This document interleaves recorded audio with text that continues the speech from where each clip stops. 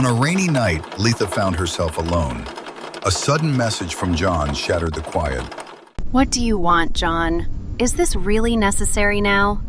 Meanwhile, John drove alone on a dark, wet road.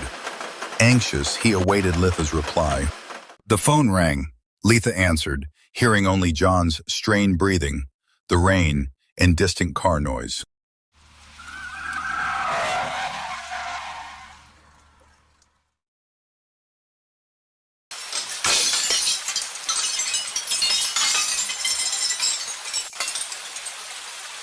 Later, the police called. John's accident. Her unread message was still open on his phone. Alone, Litha sat, her phone a heavy burden, overwhelmed by guilt, consumed by sadness. Litha wakes up believing John is dead. The last thing she heard was the crash and silence. Her phone rings. The hospital calls and tells her, What? He's alive? Oh my God! She rushes out of the house in shock. Litha runs through the hospital hallways and reaches John's room. She sees him lying on the bed, bruised, weak, and connected to machines. John. As Litha stands next to him, the heart monitor slows down. The beeps get weaker, then vanish. Flatline. John's heart stops while she is watching.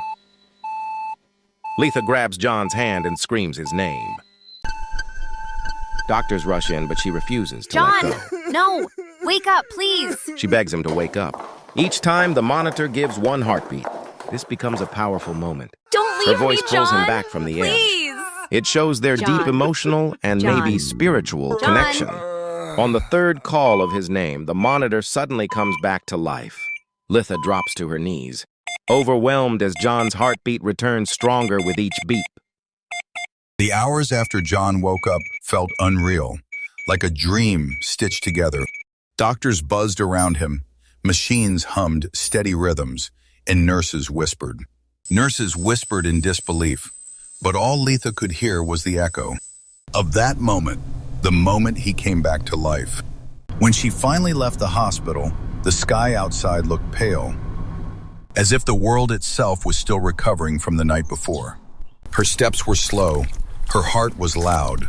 Every breath felt heavy, yet strangely alive, like a fire that refuses to die. Even in the rain, she walked home quietly, each street corner holding traces of memories she wasn't ready to face. At last, she opened her front door. The house greeted her with silence, a silence so deep it felt like a hallway, where forgotten emotions waited in the dark. She climbed the stairs to her room, the same room where everything had started, the same bed where she saw the message, the same air that held her guilt, the same shadows that watched her cry.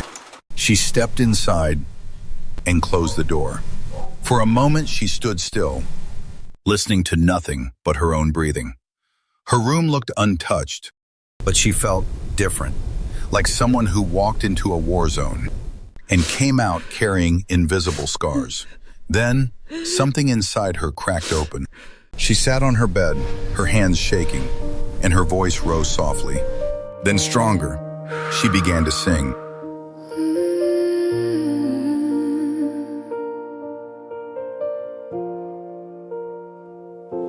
I'm sitting in the dark, your name's still shaking in my chest.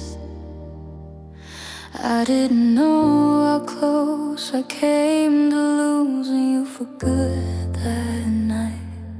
The rain keeps pouring down, but it's louder in my mind. Her voice floated through the room like smoke rising from a candle that refused to die. The notes trembled at first, weak, frightened.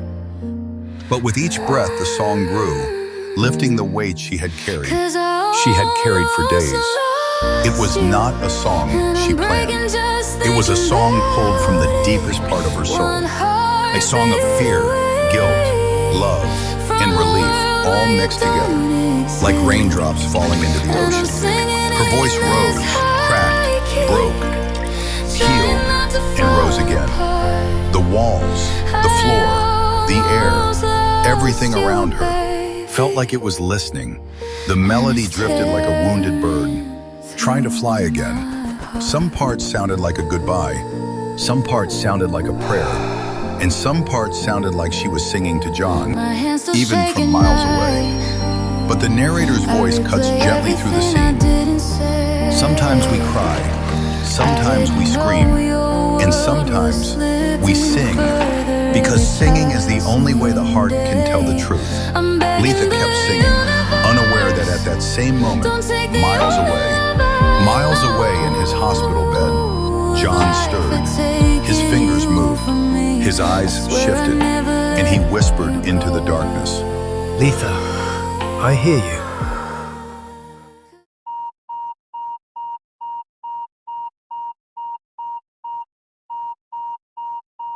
John, Litha, we've completed our first mechanical check on the car. We found signs that the brake lines were cut. Not broken, not worn out, not an accident, cut. This was not a malfunction. Someone tampered with your car. Someone wanted the brakes to fail.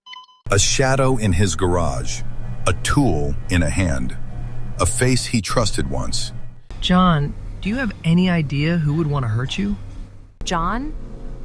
I'm not sure yet. Because somewhere deep inside, behind the pain, behind the confusion, a single name whispered through his memory. Solomon. But he couldn't say it. Not yet. Someone tried to kill you. Some truths knock softly. Others smash the door down. But the darkest truths, they wait until the heart is strong enough to hear them.